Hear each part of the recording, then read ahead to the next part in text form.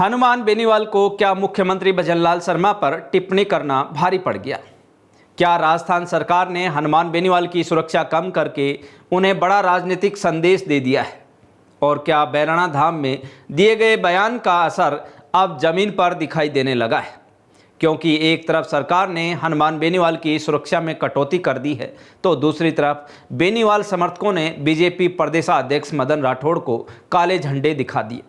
स्थिति तनावपूर्ण हुई, कार्यकर्ताओं को हिरासत में लिया गया और मामला यही नहीं रुका। आरएलपी कार्यकर्ताओं को जमानत देने वाले तहसीलदार का आधी रात को तबादला हो गया, जिसके बाद राजस्थान की राजनीति में नया तूफान खड़ा हो गया है।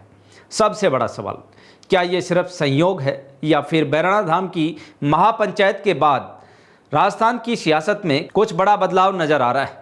और आखिर हनुमान बेनीवाल की सुरक्षा हटाने के पीछे कौन से 3 बड़े कारण बताए जा रहे हैं? चलिए पूरी कहानी शुरू से समझते हैं।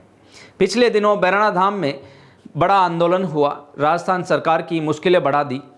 हनुमान बेनीवाल के जयपुर कूच के ऐलान के बाद सरकार और प्रशासन पर दबाव बढ़ा, बातचीत हुई और आखिरकार कई मुद्दों पर सहमति बनी। लेकिन समझौते से ज़्यादा चर्चा हनुमान बेनीवाल के बयानों की हुई। महापंचायत में मंच से बेनीवाल ने मुख्यमंत्री भजनलाल शर्मा और मंत्रिमंडल को लेकर कड़े शब्दों का इस्तेमाल किया, जिसके बाद पूरी बीजेपी उनके खिलाफ मैदान में उतर आई। लेकिन कहानी में असली ट्विस्ट इसके कुछ दिनों बाद आया, जब राजस्थान सरकार ने हनुमान बेनीवाल की सुरक्षा में कटौती कर दी। जानकारी के अनुसार उनकी सुरक्षा में तैनात 8 सुरक्षाकर्मी में से 3 सुरक्षाकर्मी को वापस बुला लिया गया है।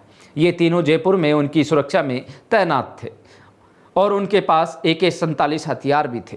अब सवाल उठने लगे हैं, क्या ये सिर्फ सुरक्षा समीक्षा का मामला है या फिर बैराणा धाम के बाद बड़ी राजनीतिक तल्खी से इनका कोई संबंध है? राजनीतिक गलियारों में 3 बड़े कारणों की चर्चा हो रही है। पहला बड़ा कारण मुख्यमंत्री और बीजेपी नेताओं के खिलाफ बेनीवाल की तीखी बयानबाजी। दूसरा बड़ा कारण उनके लगातार आक्रामक आंदोलन, घेराव और जयपुर कूच जैसे कार्यक्रम।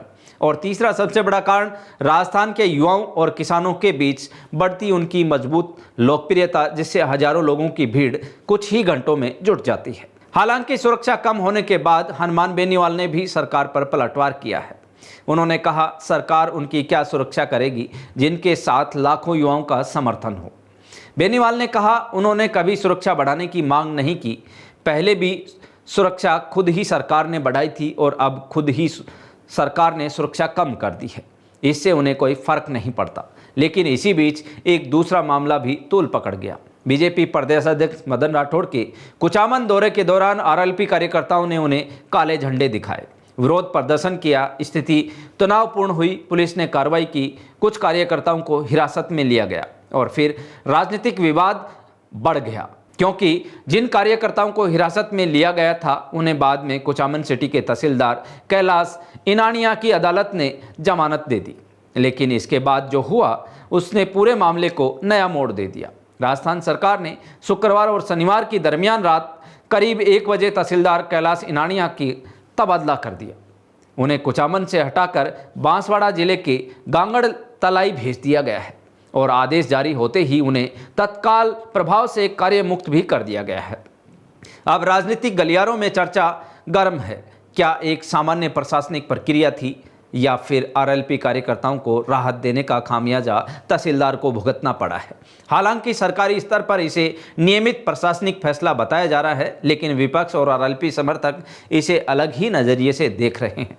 इस बीच एक और घटनाक्रम सामने आया।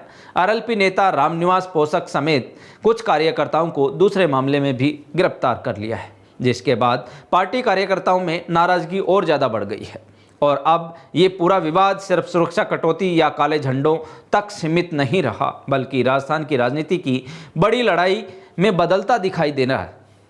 तो सवाल वही है, क्या हनुमान बेनीवाल की सुरक्षा में कटौती महज एक प्रशासनिक फैसला है या फिर बैराणा धाम के बाद शुरू हुई राजनीतिक जंग का नया अध्याय?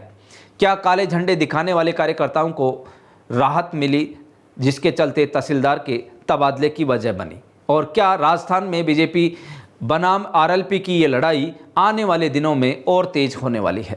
अपनी राय कमेंट बॉक्स में ज़रूर बताइए। वीडियो पसंद आया हो तो लाइक और शेयर कीजिए और ऐसी ही बड़ी राजनीतिक खबरों के लिए जागो इंडिया जागो न्यूज़ चैनल को सब्सक्राइब करना ना भूलें। धन्यवाद।